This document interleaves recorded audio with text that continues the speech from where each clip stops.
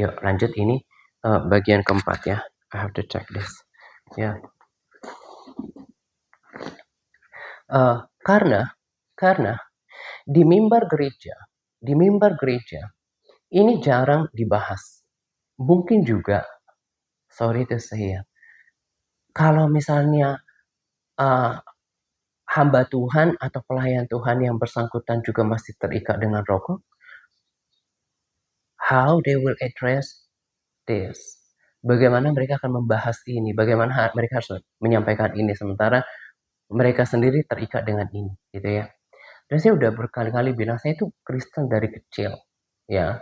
Bahkan yang saya tahu, pelayan-pelayan Tuhan di gereja lama saya itu juga they are smokers. Mereka itu perokok gitu ya.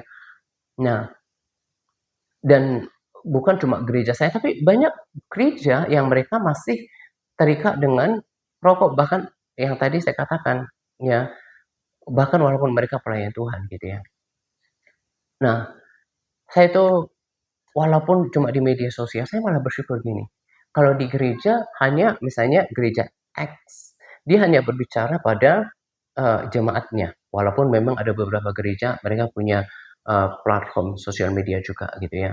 Tapi saya lihat the majority, ya, kebanyakan the majority of the churches, mayoritas gereja mereka hanya menyampaikan di gereja lokalnya. Kalau saya through my social media, saya nggak terbatas oleh denominasi tertentu, merek gereja tertentu, bahkan jangkauannya lebih luas. I thank God, so far itu sudah mencapai 40 ribuan tayang apa yang saya bagikan in 28 days, dalam 28 hari. Ya kan? Bersyukur punya tim yang bagikan juga ke grup-grup gitu ya. Nah, berarti kita menjangkau lebih banyak orang di sini ya. Makanya saya katakan kalau ada di antara saudara yang bertumbuh, ya, let's grow together, ya, bertumbuh bersama on social media gitu ya. Nah, terus sekarang saya masuk deh ke ke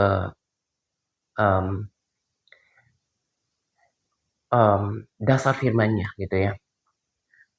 Semua kita, we all agree, ya, kita semua setuju bahwa nggak ada firman Tuhan atau perintah Tuhan yang secara tertulis mengatakan dilarang merokok gitu ya. Nah, justru itu Anda bisa temukan dengan mudah misalnya di rest area yang biasanya ada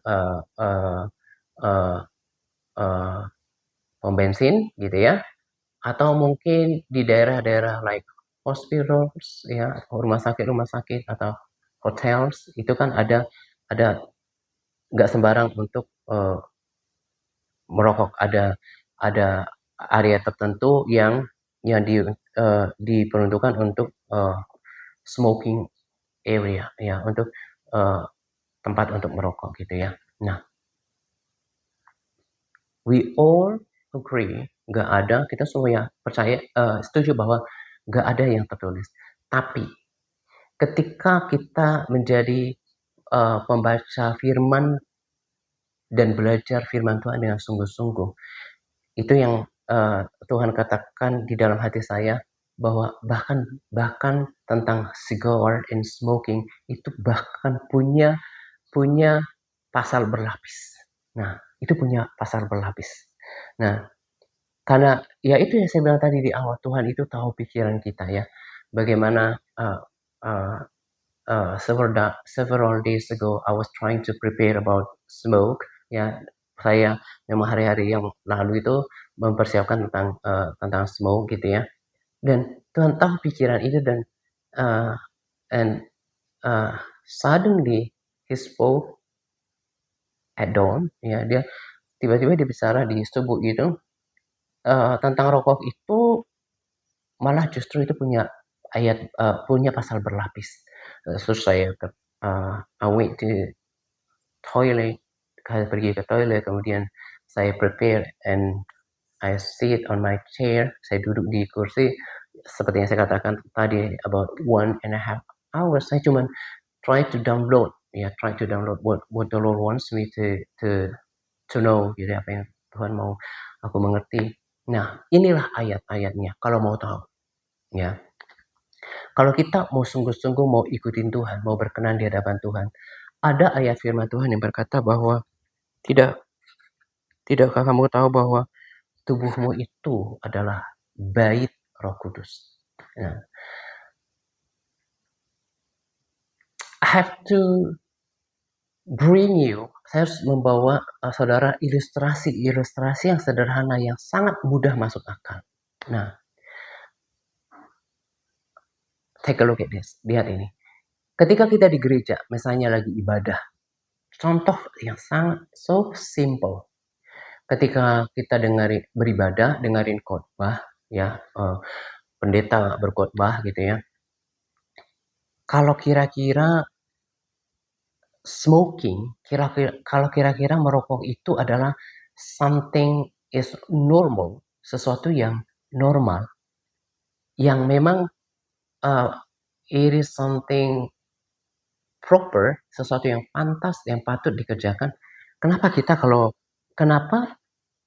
ketika kita di gereja sambil dengerin firman Tuhan, sama kan kayak orang misalnya habis makan malam, let's say makan malam atau ya after dinner or lunch, biasanya kan orang pergi ke ruang duduk-duduk sambil ngerokok gitu ya. Nah, kenapa juga kalau misalnya memang kalau merokok itu adalah something that you think that that's fine, baik nggak masalah gitu ya.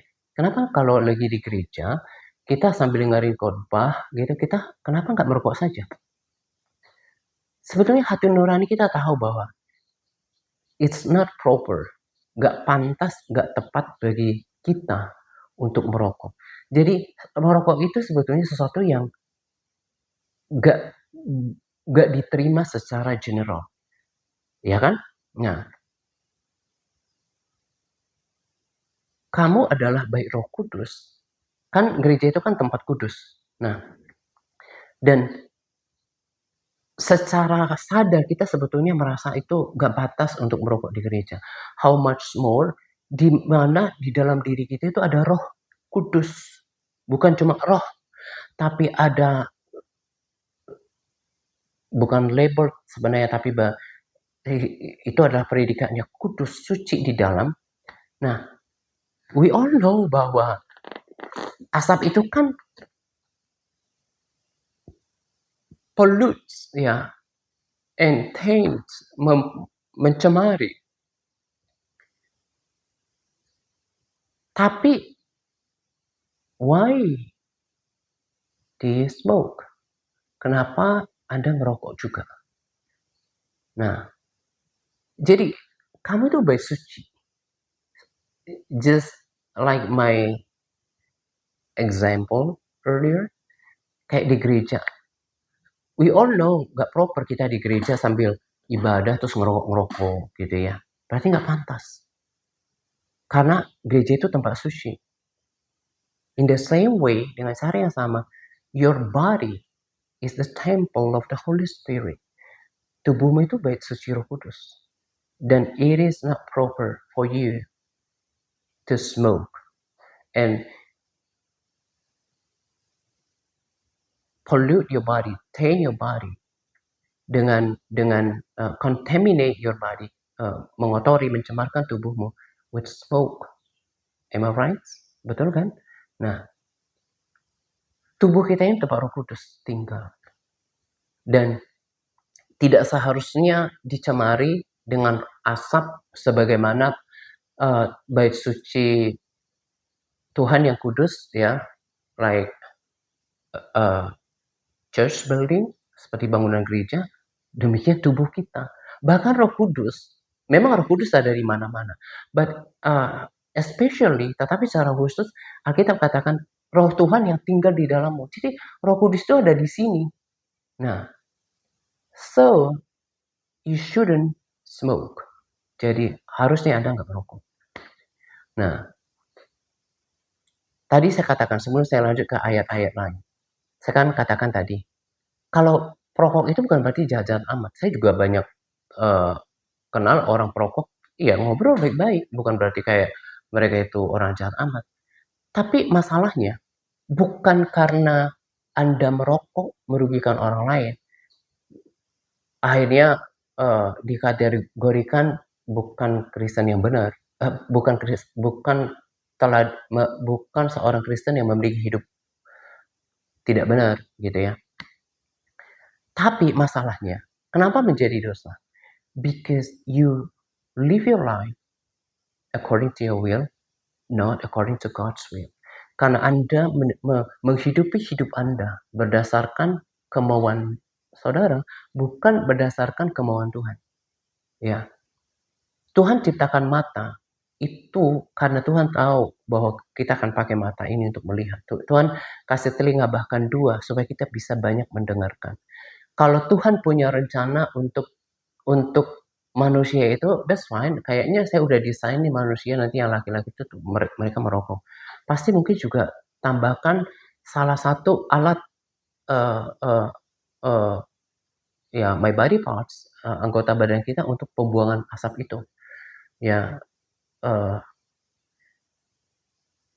Tuhan itu menciptakan semuanya itu untuk tujuan. The fact, Tuhan nggak ada ciptakan corong asap di dalam tubuh kita kan, bahwa memang kita nggak didesain untuk itu, ya.